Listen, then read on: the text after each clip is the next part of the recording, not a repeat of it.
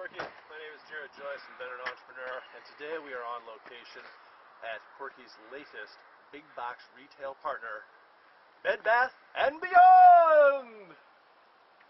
Wait a minute, that says Home Depot. I'll tell you what, we're already here, let's just go with it. We're going to go to Home Depot. So the reason I brought you to Home Depot today is to talk about toilet seats. Throughout the years, whether it's your standard oval toilet seat or your elongated toilet seat, there hasn't been much change. It's a change up in materials, in color, but not in form. So today specifically, we want to look at the form. We want to talk about what would be the new and improved ergonomic toilet seat. So if you take a look over here, I have a few demos. And it may seem pretty obvious when you see it, but I think the number one issue not considered in a comfortable ergonomic toilet seat design is that most toilets, they are somewhere between 15 and 18 inches off the ground, whereas most seats that we sit in are somewhere between 18 and 22 inches off the ground. So again, you probably don't think about it when you're on the toilet every day, but if you look at your standard chair, the reason it's more comfortable is you've got more of a 90-degree angle with your knees. As soon as you move over to the toilet, now you're really scrunching back, and just getting that low can have discomfort. So that's the first issue, the height of the toilet. Now, move this chair back, let's take a side profile. The next thing I'm going to do is a bit graphic, but hang with me, it's worthwhile. Notice that this toilet seat is parallel to the ground. Think about when you take a dump in the woods. You're squatting, you're not parallel to the ground. You have an angle about you. So, if we're to grab a toilet seat, consider this.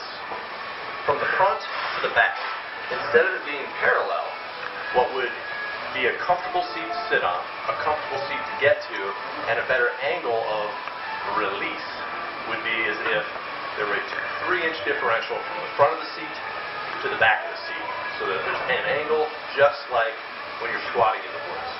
Yep, I said it, squatting in the woods. Okay, well let's rotate back. Here's the next thing to consider. You are now on your toilet seat, and when you're sitting, and you finish it up and it's time to wipe, you grab some toilet paper, move to the back, and when you lean, it doesn't matter whether you're obese or not. On this back edge, right here, notice this thin profile, that pressing into your thigh, that can be pretty uncomfortable. Whether you're in shape, but especially if you're obese, you're hanging out over the side and it's really cutting off the circulation. So what I'm proposing is that on both sides of the seat, pause for the noise of that cleaner behind us.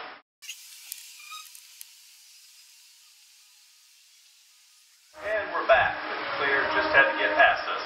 So as I was saying, in the back of the seat, you want to flare a little bit wider. And this is going to do two things. One, when you're leaning left to the right to wipe yourself, you can have some extra support in whichever way you lean.